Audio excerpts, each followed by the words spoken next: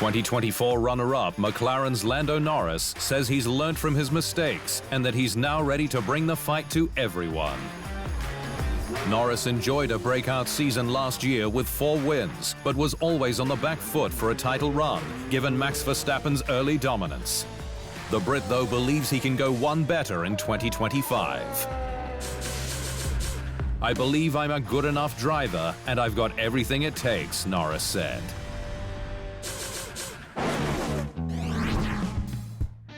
Red Bull junior Arvid Lindblad is on the cusp of F1, with the young British driver just 1 win away from earning the Formula Regional Oceania title he needs for his FIA Super license. Lindblad, just 17 years old, has taken 6 wins, poles and fastest laps from the 12 races held so far in the New Zealand-based series, and just needs an additional victory to qualify to race in F1. The Swedish Brit has not been short of success, having finished 3rd in Italian F4 and won Macau in 2023. He finished 4th last year in F3 with 4 wins. He steps up to F2 this year. Lindblad has already had a taste of the main game, having completed an F1 show run with Red Bull veteran David Coulthard in Houston last year. I'm so grateful to everyone at Visa Cash App RB and Red Bull Junior team to have given me this opportunity, because I thought it was never one that would come. And to do it here in Houston in front of such an amazing crowd at my first Red Bull show run is a day I'll never forget. Melbourne's iconic Albert Park track has had slight tweaks to turn 6 and 7 ahead of the season-opening Australian Grand Prix, following 2 concerning crashes at last year's event. Mercedes' George Russell was stranded in the middle of the track at turn 7 on the race's final lap, having lost control at turn 6, hit the gravel trap and wall, and bounced back onto the track. While Williams driver Alex Albon endured a huge high-speed crash at turn 7 during practice that destroyed his chassis. To avoid a repeat, the concrete barriers on the driver's left have been moved and repositioned. New negative curbs have been installed, and the gravel trap has been extended to the curb's edge. These changes were proposed based on feedback from the FIA Safety Department following their ongoing analysis of all circuits, as well as input from drivers and teams, said the FIA statement. Former F1 driver Johnny Herbert has been dropped from the FIA's driver steward roster, with the governing body stating that his duties as a media pundit were incompatible with the role. Herbert's axing, made by mutual agreement, allegedly came about due to his discussion of past FIA stewards' decisions he'd been involved in on a number of betting websites. Herbert, who raced in F1 from 1989 to 2000, has been outspoken in the paddock, most notably in Mexico last year, where he came under fire for his criticism of Red Bull's Max Verstappen's on-track moves. "I'm very grateful to the president and everyone at the FIA for the opportunities that I have been given," Herbert wrote on social media. GPDA chairman Alex Wurz says there was no consultation with the FIA on its recent crackdown on driver behavior, with the Austrian stating that he found out about the changes through the media. F1's governing body updated its international sporting code last month to include a raft of harsh new punishments for various forms of misconduct involving words, deeds or writings like swearing, with sanctions starting at €40,000 for a first offense,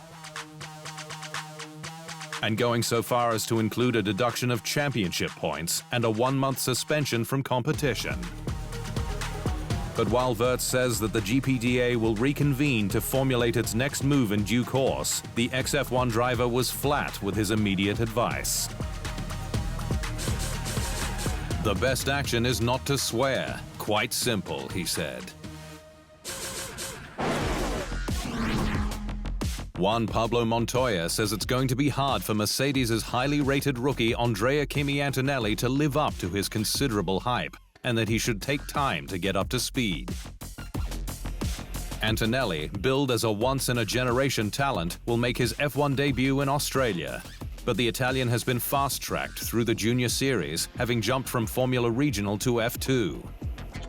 Concerns were raised after Antonelli crashed on his FP1 debut at Monza last year, but he's since completed numerous private tests to prepare for the pinnacle of motorsport. Montoya, though, says that while Antonelli has the pace to be really good, he says he must control his emotions to begin with. If he wants to come out and race and beat everyone, it can backfire really quickly. It would be good if someone can pull his reins and say to him, "Slow down, Tiger," Montoya said. Aston Martin's new recruit Adrian Newey says that there's a big chance F1 will become an engine formula from next year, with one manufacturer likely to come out well on top. F1 is set for revolution from 2026, a seismic shift likely to spread the field out, with the cars featuring movable front and rear wings and simplified power units with increased electrical power and sustainable fuel. Future Aston Martin works partner Honda has already admitted that it is struggling with the project, but Newey says a team's chance to catch up will depend on its dominant rival's advantage. There's a chance that if it's on the combustion engine side of it, that somebody comes up with a dominant combustion engine that will last through the length of the formula, he said.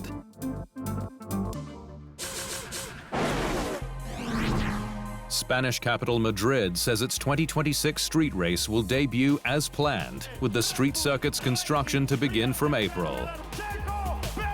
Madrid was announced as the new Spanish Grand Prix host just over a year ago, with a new 5.47-kilometer track to be built around the IFEMA Conference and Convention Center. The event's organizers have shortlisted partners for the privately funded works to begin, with 5 offers submitted. F1 has not turned its back on the race's current host Barcelona, though, which has been on the calendar since its debut in 1991.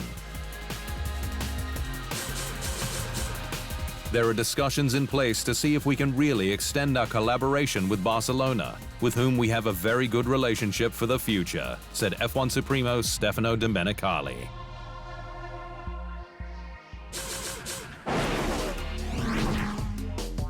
South Africa is holding out hope it can again host a Grand Prix, with the government extending its deadline for bids to March 18. F1 last went to the country in 1993 when Alain Prost won at Kyalami for Williams en route to his 4th World Championship, after which the track fell off the calendar and behind on its facilities.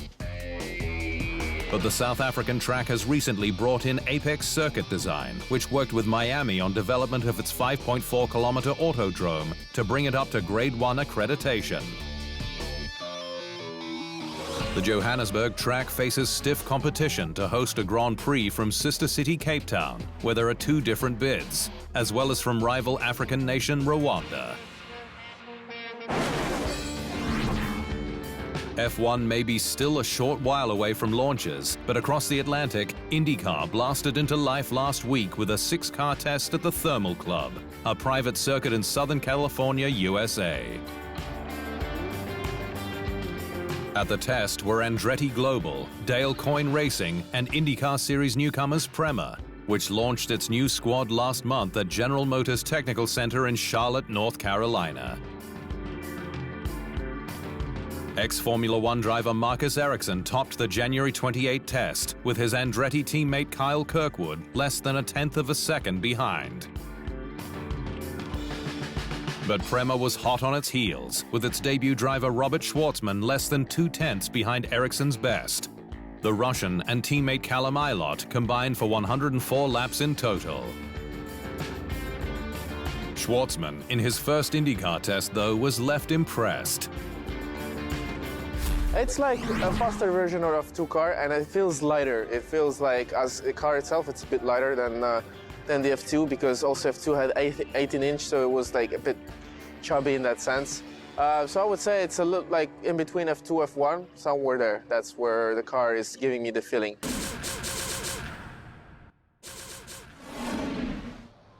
Thanks for watching.